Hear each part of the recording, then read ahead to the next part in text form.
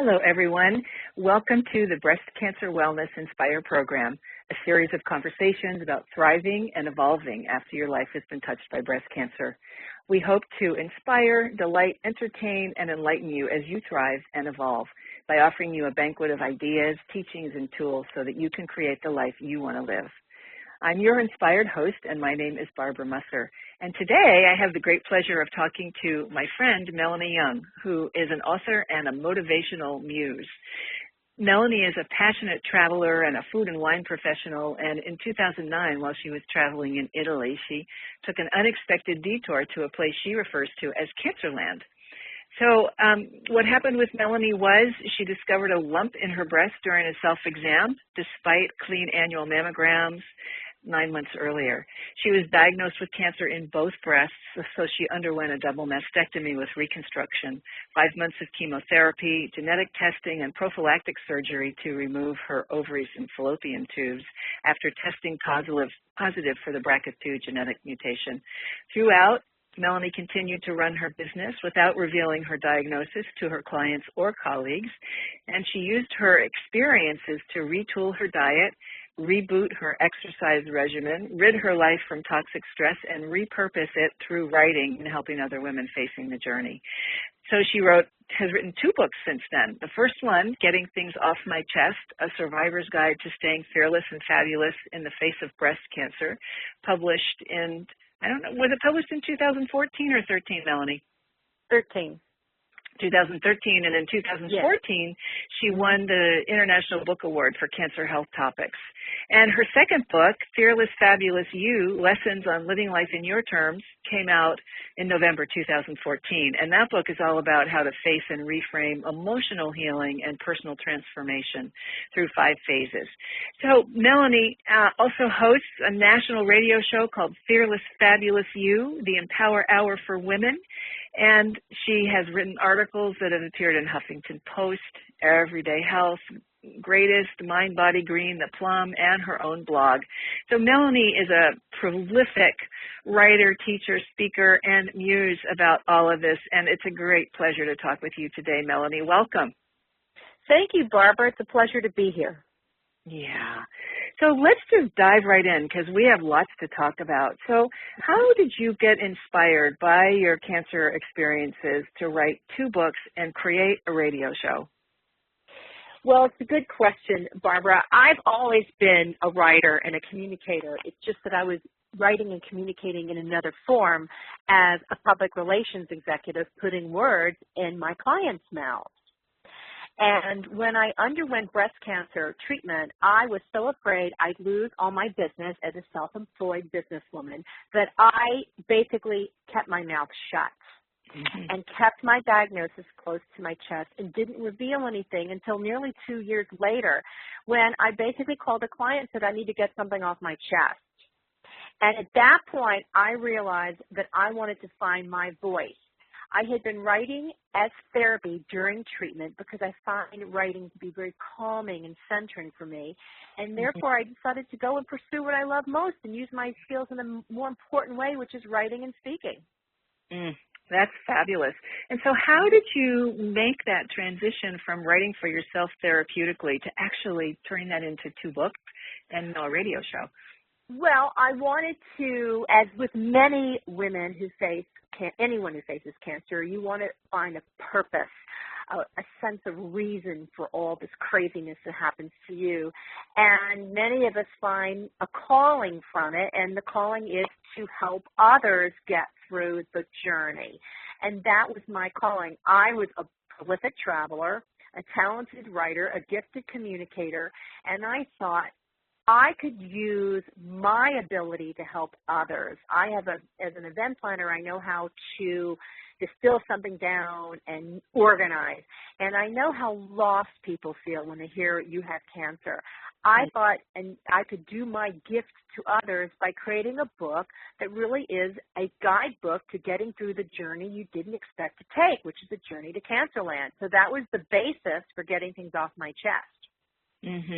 And that book really is a lot about stuff you wish you had known. that exactly. resources Well, that I you wish would I'd known love or to have. people had told me, so that when you Mm-hmm. are diagnosed, it's like your cliff notes. It's like, okay, this is, and it's also very list focused because you're so confused. And I organize my life by lists. So it's Mm-hmm. very list focused. I literally thought I would take somebody's hand through the book and say, okay, this is the first step of a journey. This is what you need to know. This is how you get organize your head and get your thoughts in moments. And I asked questions and answered them, much like an interview with myself. And I did that in every single aspect of the book, which is divided really into 5 sections. One is the business of cancer, because there's a insurance, how you going to pay for Right. it. That's the businesswoman in me. The next is making the best decisions for your cancer and your treatment, which is understanding, like going to a foreign country, the language. Right. And then next is important as a food and beverage professional, how are you going to eat and exercise to stay strong? Because cancer really affects your relationship with food, and yet you need food as your fuel to stay strong. Mm-hmm. And then the next part was dealing with your self-esteem, and what you want most of all is to feel good and look good. I mean, it's not vain. Cancer strips you of everything that is physically potentially gorgeous about you. You use your hair, you use your eyebrows, your skin gets blotchy. So I think of ways to help women boost their self-esteem and look and dress the part they want and take better care of themselves. And then the fifth part is, the hereafter, your life after cancer, the new normal. And in my case, I talk about that, I chose to embrace helping other women feel empowered during their journey. And then the basis of the second book, Fearless, Fabulous You, Lessons on Living Life on Your Terms, is about the healing journey after treatment ends and this massive adjustment period. And I faced unexpected post-traumatic stress for like 2 or 3 years. Right. And many women do, and men. I mean, I'm not going to just, and that was a surprise, but by the surprise, like the cancer diagnosis, that surprise, I addressed it by saying, I'm going to write a book to help others deal with it and manage it so that they can, have a guidebook. So that was kind of like the basis of why I do what I do. Yeah. So let's zero in on nutrition and self-care because, you were a professional foodie. And so your work was about traveling and wining and dining your way across countries. And wine, yeah. Yeah, and through restaurants. And so, there's controversy about the impact of diet and the impact of alcohol on breast cancer. But you have taken a path of still wanting to keep those things in your life because you enjoy them, but how have you modified and how have you managed that, and how do you teach people about that? Well, it's I call it simple math. Move, M is for move, and moderation, and move a lot, moderate what you eat. A is for add in really good wholesome food and healthy food. T is for trim and take away. Trim down your portions and take out the artificial foods and sugary foods and foods that we know are not good for you. And H is hydrate. Hydrate like heck. Drink a lot of water, particularly if you're still drinking wine or caffeine. Now, this is after treatment. During treatment, I went pretty much cold turkey. I stopped drinking wine. I stopped drinking caffeine. I didn't have sugar. I mean, I went on a pretty strict vegetarian diet. And you know what happened? I drank so much water and ate so many healthy vegetables and whole grains and fruit that somebody actually asked if I'd had a facelift. I looked amazing. I was moving every day. Even when I couldn't move my arms, I walked. I looked amazing. I had enough sleep. I was exercising. I was eating really well. I was totally whacked out on chemo, but I looked amazing. And so I thought, well, there must be a secret to this, So I kept doing it, but I added, obviously, some things in because I really didn't want to give up in life because I don't believe in giving up pleasure, and I get great pleasure out of drinking wine.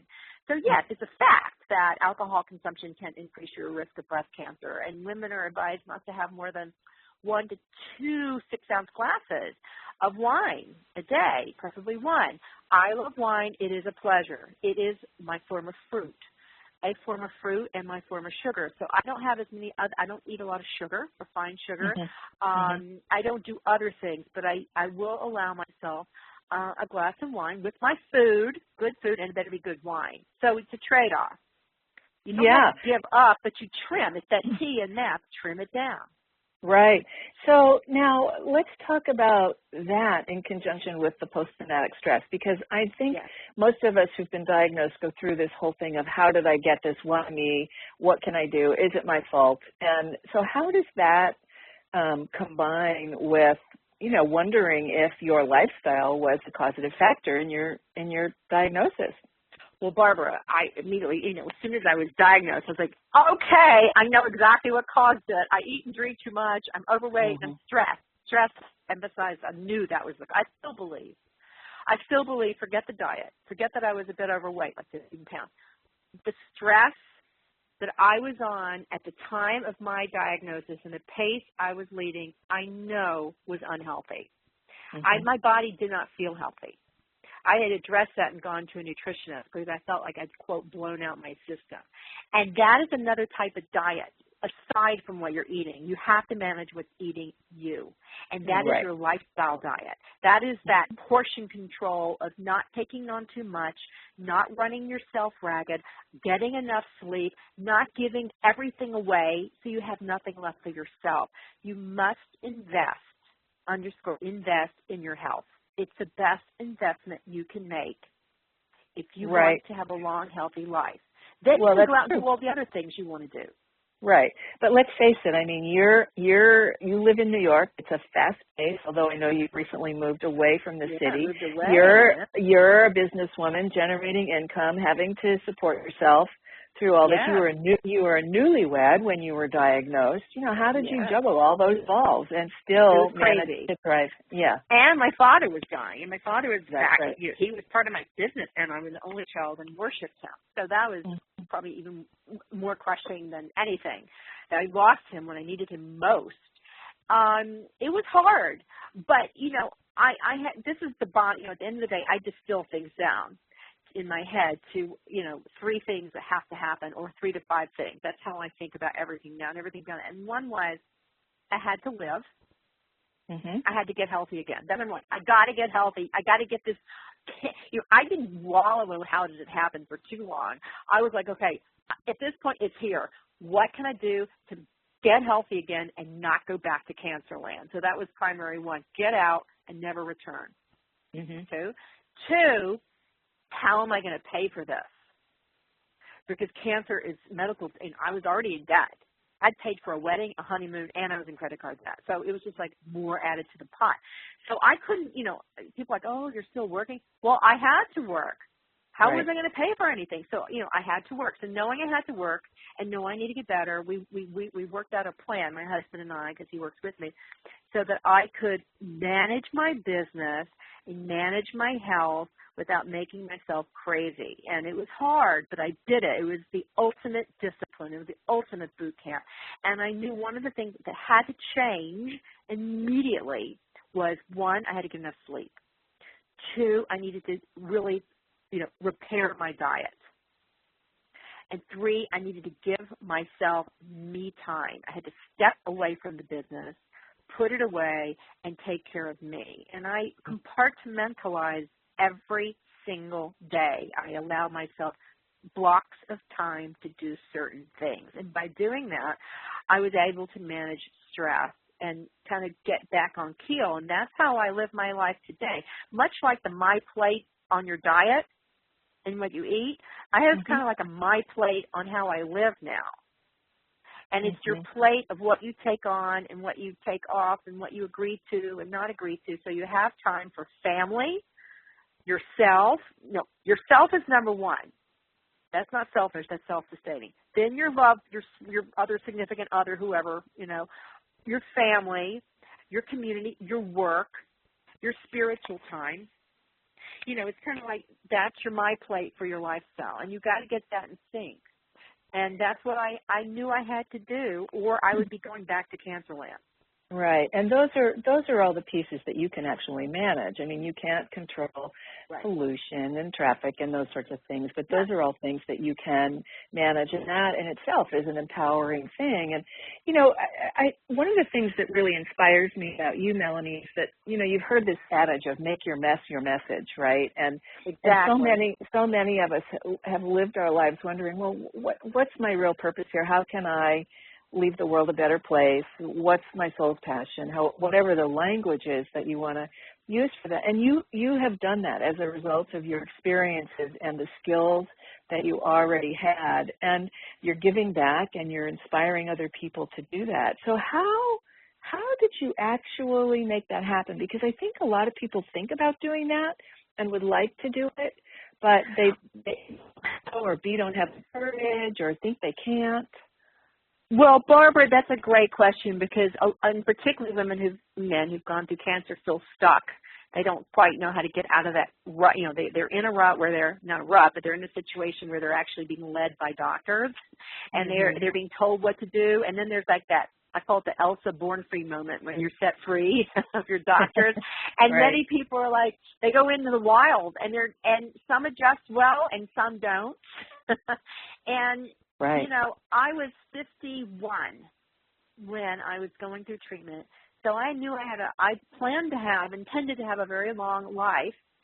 I had experienced the loss of my breast, the painful loss of my father, and I had to pick everything up and process it, and for me, it was to become purposeful with it. Yes, I make my mess my message.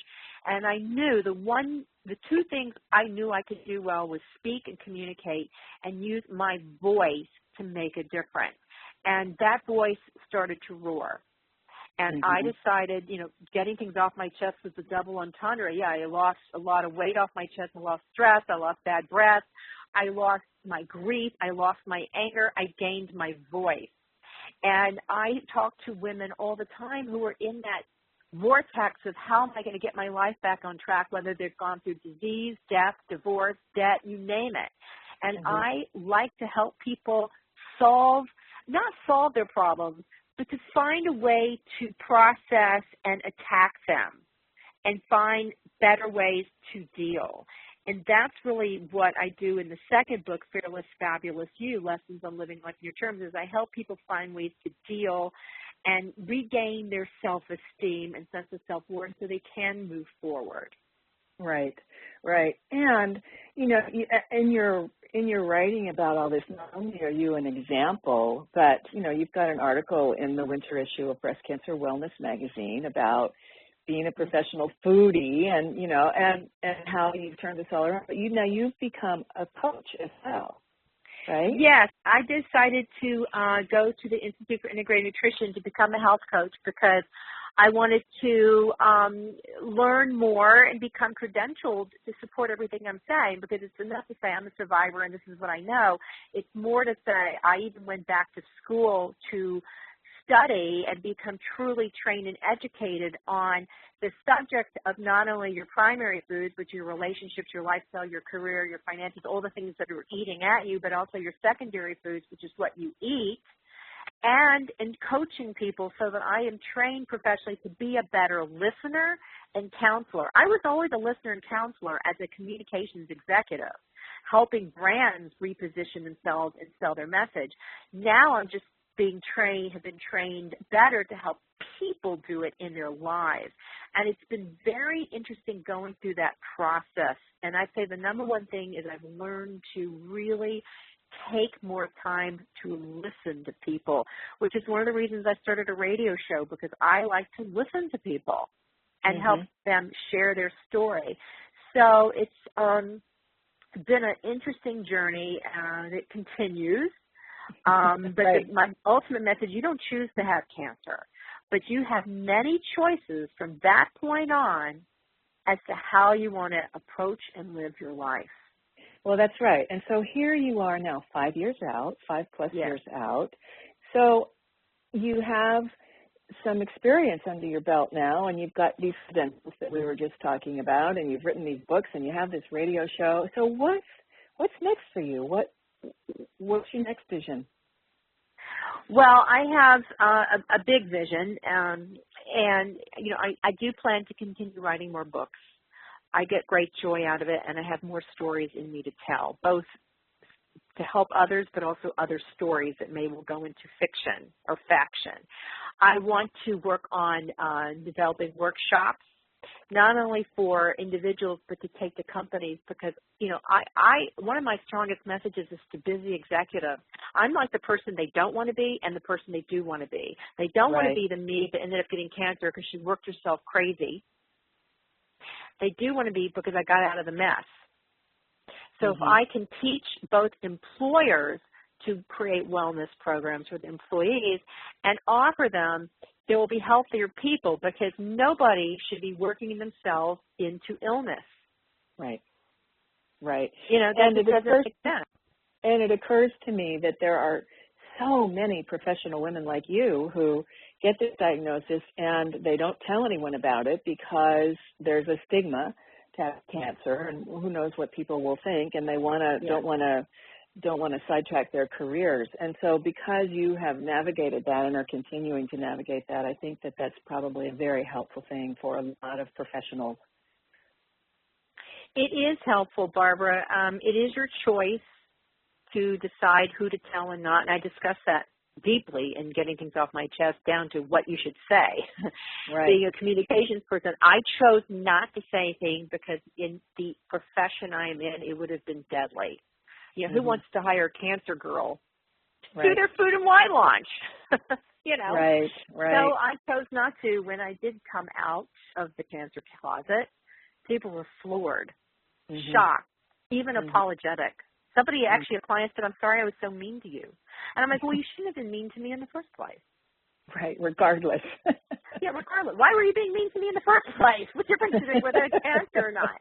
But because of this, and because I have no fear anymore of anything, I faced my worst fears, as do many.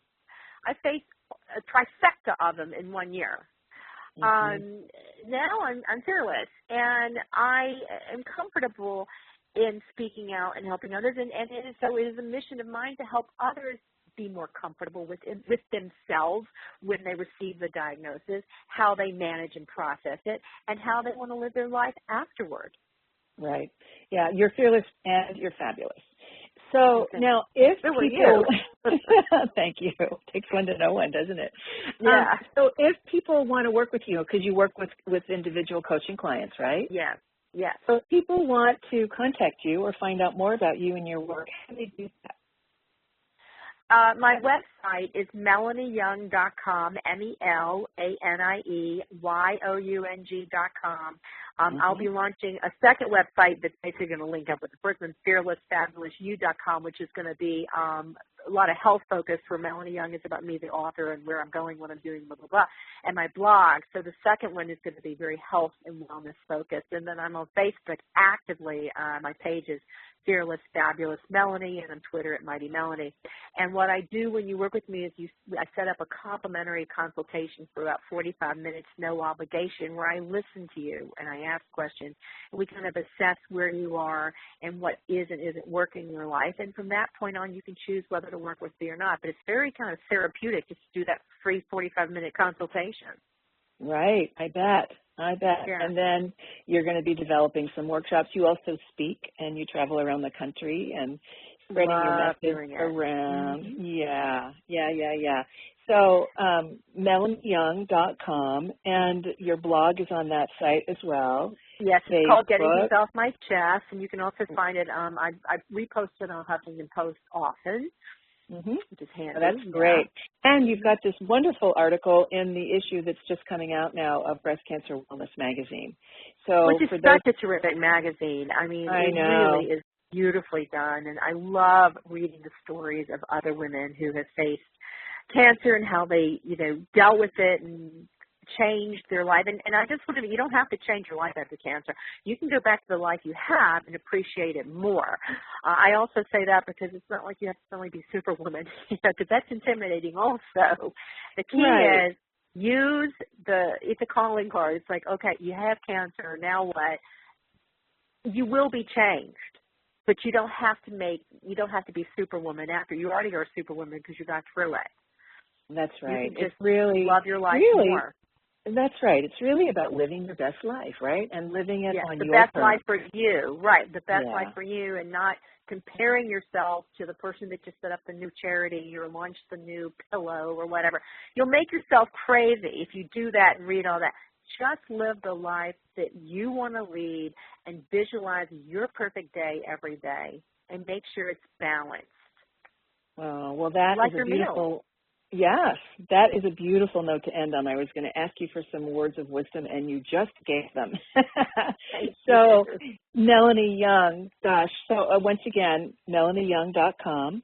And thank you so much, my dear, for being you, for all the work that you do, and for your passion for helping people. It's just gorgeous. Well, thank you, Barbara, and the same to you, because you've helped a lot of people adjust after cancer as well. And it's important because self-esteem has to come back. You've got to regain it. That's right. That's right. All right, my dear. Thank you again for your time. This has been a pleasure, and we'll talk again soon. All right. Thank you so much. Bye-bye. Bye.